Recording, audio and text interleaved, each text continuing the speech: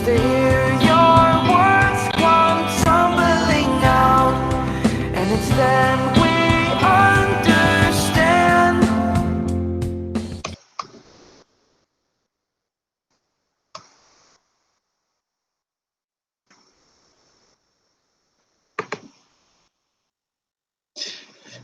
Well, good afternoon and welcome back to the Digital Diaries. We've had a bit of a gap.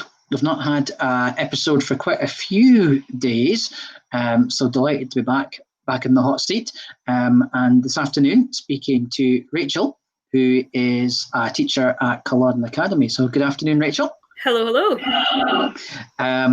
Welcome to the Digital Diaries. Thank you for having me.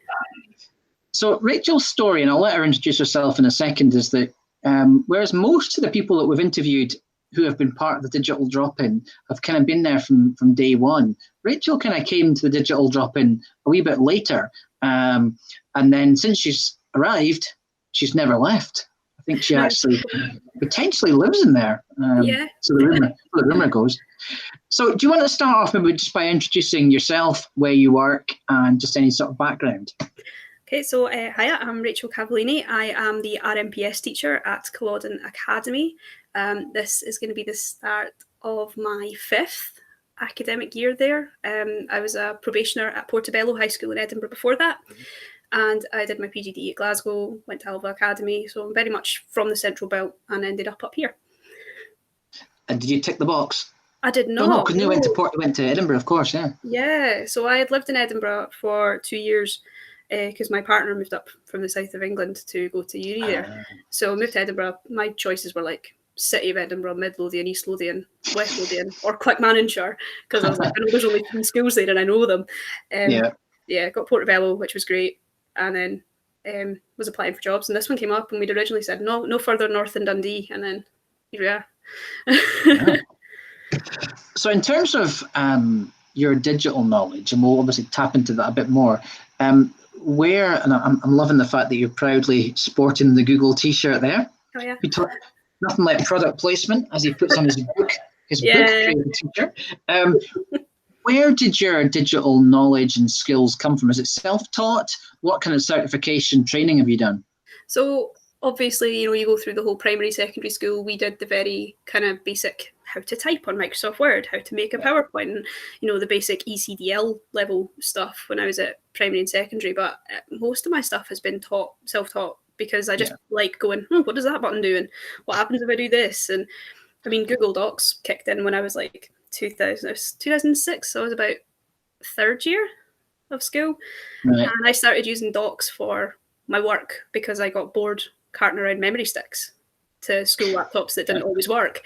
So started using Google Docs, and then moved to Drive when it kicked in when I was in uni. But everything that I've learned, it's been a case of, I just want to know what that does. I want to know if that works. I want to know if I can do that. I'm level 1 and 2 Google Educator. I am hoping to get my Google Trainer. Just need to actually get the stuff to them and see how that works. Working on the Kahoot qualification programs, but looked into the Microsoft one, but I kind of know it, and I was a bit like, you know what, this is fine. And Apple is a write-off. Cannot do Apple.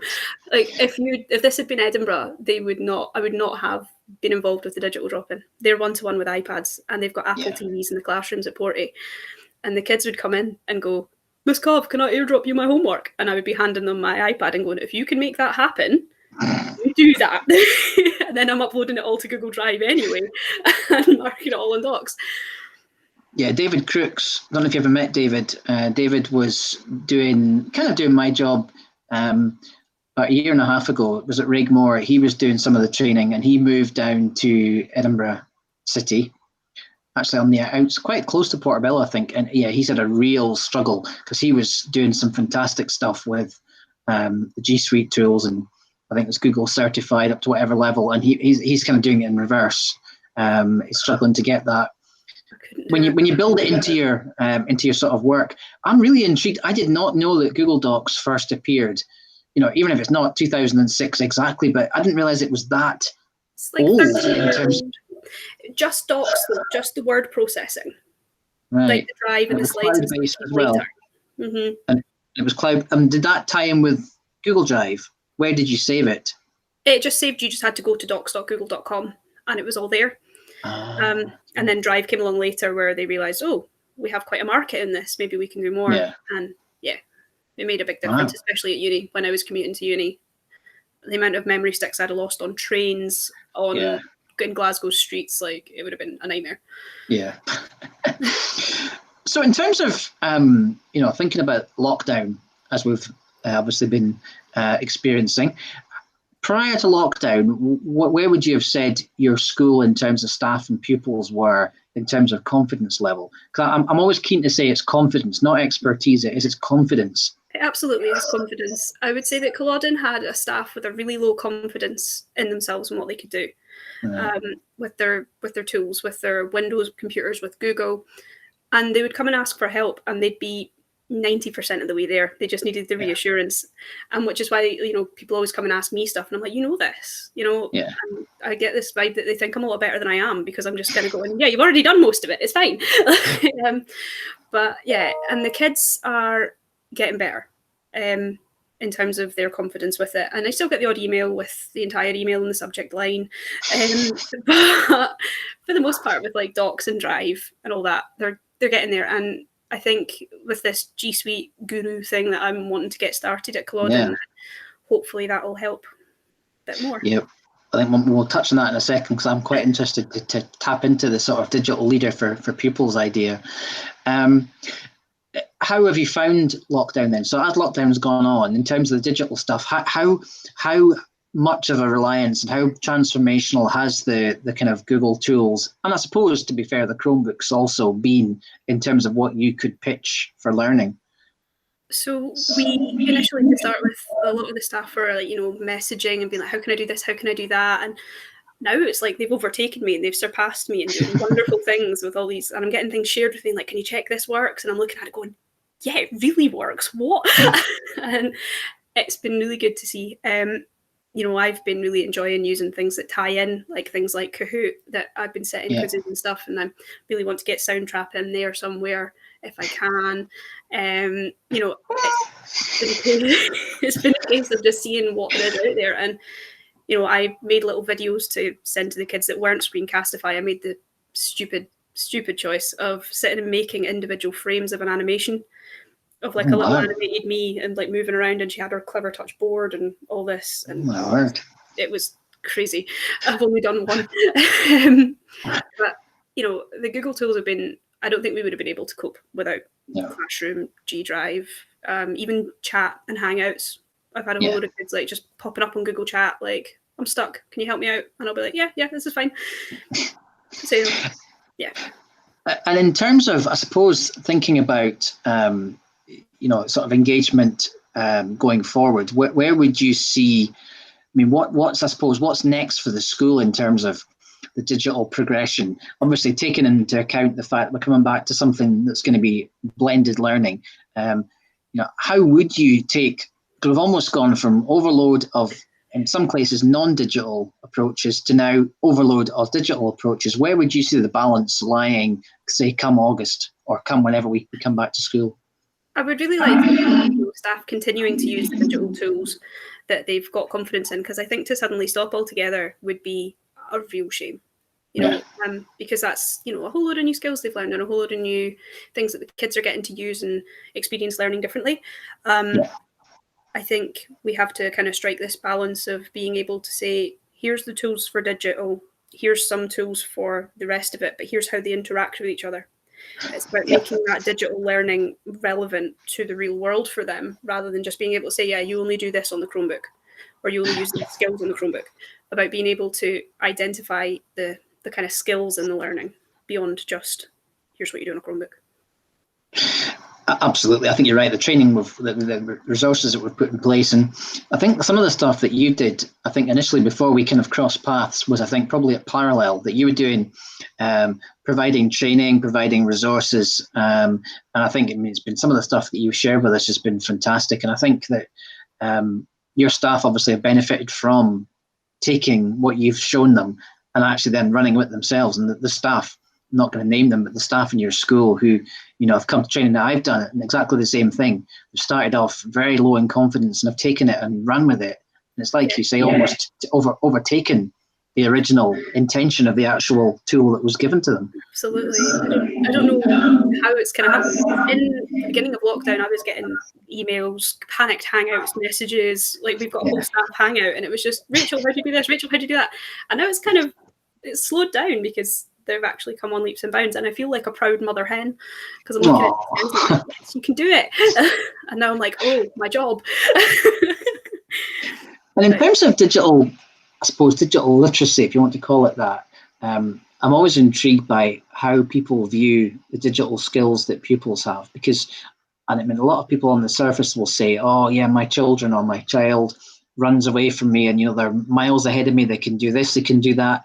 My argument or theory is that once you take away gaming and maybe take away social media, I don't know how digitally skilled most children are. Would you agree, or do you see that differently? Absolutely agree. If I hand my cousins a tablet or an iPad, they can pull up their games, they can play the apps, even like learning apps, like one of them was talking about like Sumdog and Nessie spelling and all that. They would run rings around me with that kind of stuff. But in terms of digital literacy with things like word processing, collaborative working, that's where we found they've really kind of struggled with confidence, because when our kids got their Chromebooks, it was, dishing them out. And then I would say something like, oh, you need to open a doc and you need to type this and you need to do that. And they're like, I'm stuck at the first bit.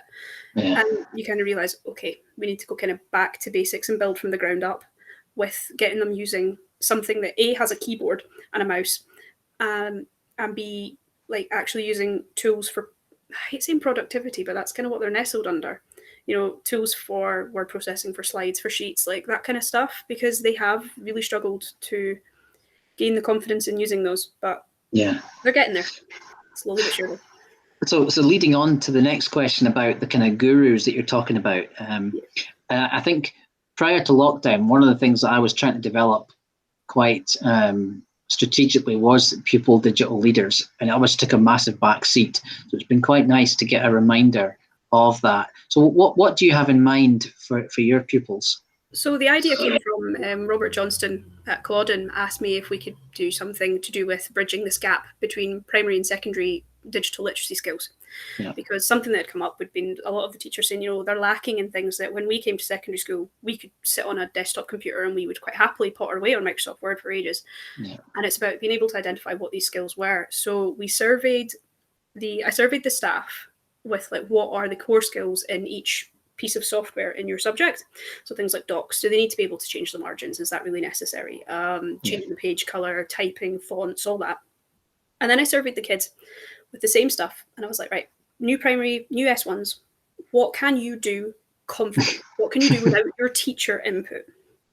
And it's been kind of revealing, because there seems to be this gulf of kids who are really tech literate and really lacking in the confidence, and it's about trying to figure out what goes where. So the idea with this was that we would set up a bit like your level 1 to 3 Google skills, having little cluster groups set up and setting tasks in each software. So like in Google Docs, write me a couple of paragraphs, write me a couple of sentences, whatever your literacy level is at, doesn't matter. This is about you using the tools. Tell me a bit about your time at primary school. Make me have a title in bold, underline, bright green, I don't care, whatever colour. Use Google Drawings, insert a picture, change the page margins, but having it tiered so that the basics are, this is what everybody should be able to do, and this is what is the kind of the bonus points. And then that could be incorporated into their learning profiles, which Iona McIntosh came up with at Culloden, where we use Google Sites to show off their skills and what they've achieved in school so far, that show things like organisation, resilience, and all that. So their Google Drive badge for organising their folders could go onto their organisation page. Fantastic. So at the kind of top end, I suppose they're taking the kind of digital skills that we're doing at the moment with staff, the sort of high ability or high confidence level pupils. They'll be presumably supporting other pupils potentially as they go along. Yeah, so like if this is the first year of it, we wouldn't be able to necessarily pull some of the sixth years straight in, but we know some of them who would be able to help out. And then as we get people with their little guru status, they could come back and help out and even like have something like that. That's my pipe dream. I haven't firmed this up. Sorry, Dr. Vance. That would be the kind of the dream for me, is being able to train up these kids to be able to support each other. Yeah. And communicate it to each other in a way that means that they can hear it from somebody that isn't a teacher. Yeah. And has this come about because of lockdown, or has this come about because is it almost giving you the confidence to go ahead and do this, knowing that pupils and staff are actually in a better position? It had been kind of something that had been playing on my mind, like in all of my Google Trainer applications that I've started and never finished. It was always about training the kids as well as the staff. And then Robert came to me with this idea about going to speak to the parents of the new S1s about their Chromebooks just before everything was kind of starting to shut down. And then it kind of became something Robert mentioned. And then I was like, right, I'm just going to run with this. I'm just going to sit and type it up. I'm going to sit and make it. I'm going to see what I can come up with. And I hope it'll be something that's useful. But I guess time will tell. Yeah, well, I mean, I think it hits so many different levels. The transition tool, which is really important, but also, I think it is that peer-to-peer training. I mean, you're obviously one of our level 1 essential skills trainers. How have you found that so far from the point of view of your sessions? Oh, so nerve-wracking. So nerve-wracking. I find it really challenging to come and kind of talk in front of people. The folk at Culloden will maybe have noticed this, that when I get up in front of a group ever, I am terrified. Even though I'm presenting something that is something I know well, something that I can do all the time, I'm always stood there like, oh no, I know nothing. So coming into that group on last Thursday was absolutely terrifying. But I think, again, what it proved is it's almost all confidence. Yeah. It's just people need that little bit of a kind of reassurance that, this does do what you think it does. And it's okay that you don't know, or that you don't feel like you know. You just need a bit of a reminder. And that people in Highland are so willing to come together and help each other, which has been really nice, because I know that, Highland feels huge, but especially at the moment, we all feel so connected. Yeah, I would agree. I would agree, though. That's a common thread. I think it may even have been said by Christine up at Mount Pleasant, that she said that she feels that Highland has actually shrunk in terms of geography because of the fact that, our digital drop-ins is people from occasionally as far north as Wick, Thurso, across to the west coast to Mallaig, to Kinlochleven, who we would never have had any connection with previously. So it's amazing that it's happened. Yeah, no, I think you're right. And the volunteers, the number of people that are training, particularly at level 1, we're up to about 20 groups now, and people are doing it and putting this support on. So I think staff do appreciate that.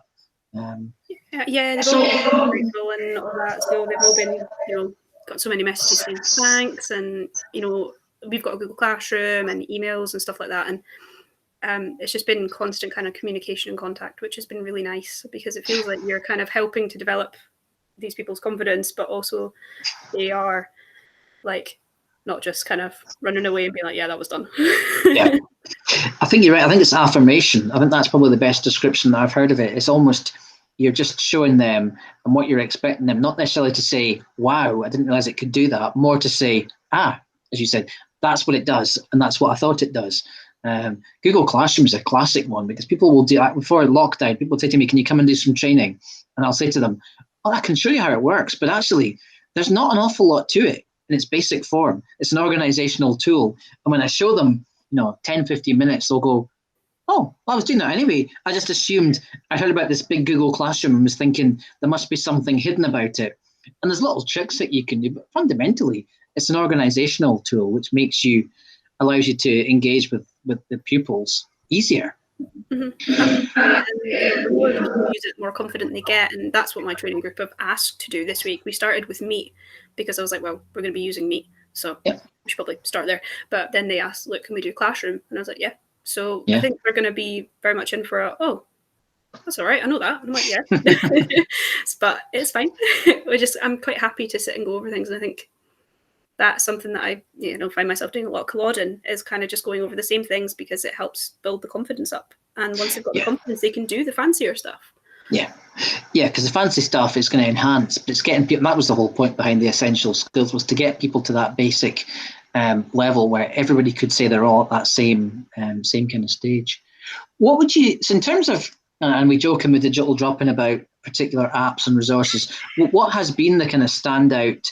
If someone almost like desert island app, what would be your desert island app that you couldn't let go of now?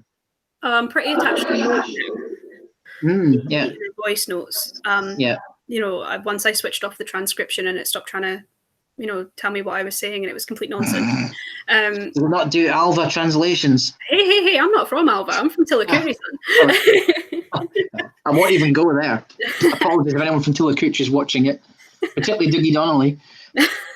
Tillicoochee and your starting. The emote has been particularly good. We've had fun with it with modern languages, trying to speak in German and it's trying to transcribe it into English, which has been great. But it's been a really useful app in terms of helping to feel connected to the kids and feel like I'm not just abandoning them.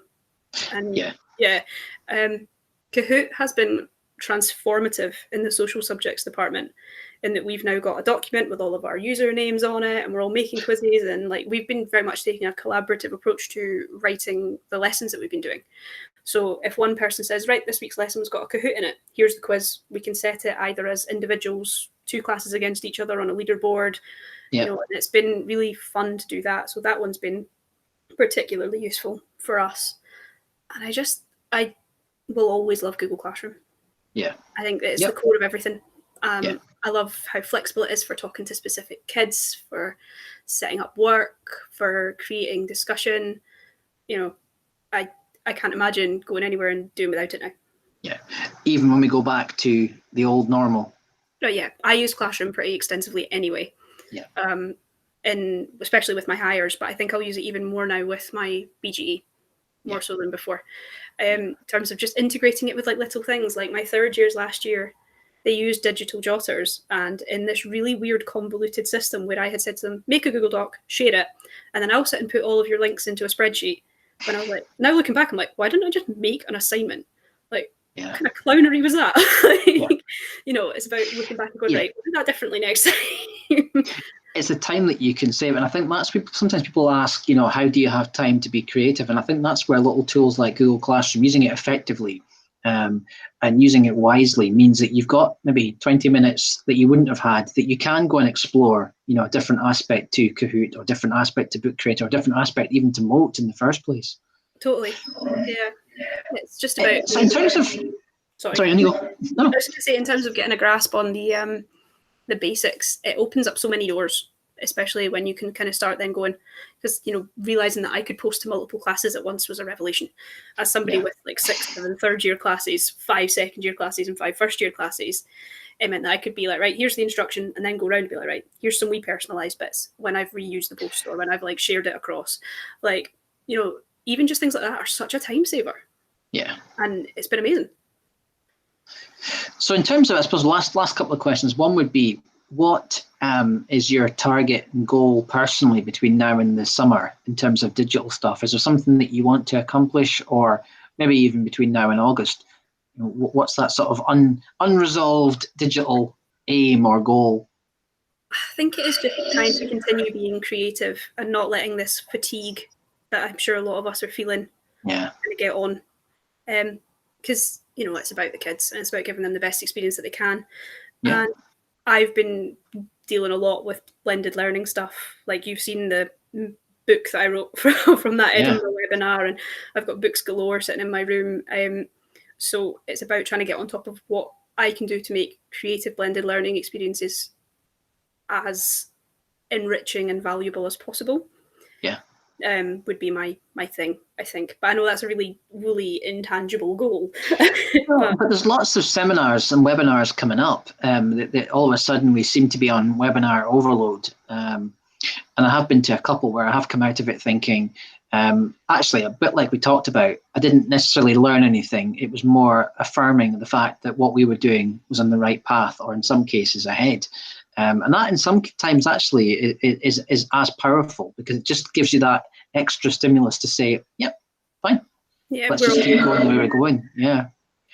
And I suppose the last question would be, and I've asked this question I think, to everybody, is that if someone came to you and said, I still just do not understand what the attraction of the digital approach is, or where do I start? What would be your advice to somebody that was a little bit reluctant? So for reluctant, I'd probably just say that the benefits that you can reap, both as a teacher and somebody who interacts with pupils and young learners, is all the more enriching for being able to communicate in a way that they are so comfortable with.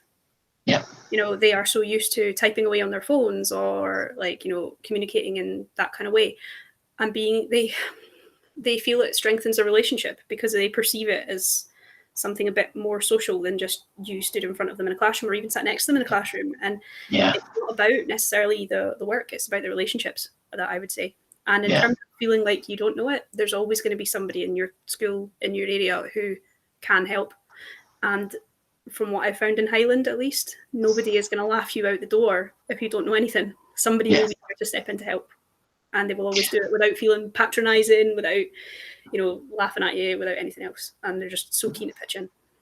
That's really, I particularly like the first piece of advice, just about the fact of actually giving children that feeling of connecting on their level, rather than it seeming like teacher pupil. It's actually much more leveled and much more, this is just the way we do it. And actually, we talk about the fact that, if you're of a certain age that you feel you can't communicate with children because you're not comfortable in that way, but actually this breaks that barrier down straight away, and the benefits, as you say, that you reap from it, from having that relationship, and even just that bonus brownie point of the pupil thinking, well, they've made an effort, and they're trying to engage that way. That's really good advice as well. Well, thank you so much for chatting. That's been really good. It's nice to get back into these chats. I forget how useful they are. And I think the feedback we're getting from people is that people are enjoying listening to them and just actually hearing different people's perspectives. And it's not about selling a particular aspect. It's just about saying, that every different type of person, no matter what school you work in or what stage you teach or what subject you teach, can contribute in some way towards digital learning. Obviously, you're contributing in a huge way. So thank you so much for joining us. You're so welcome. Thank you for having me. No, you're welcome. And hopefully, if you've enjoyed this Digital Diary, you'll join us again next time on the Digital Diaries.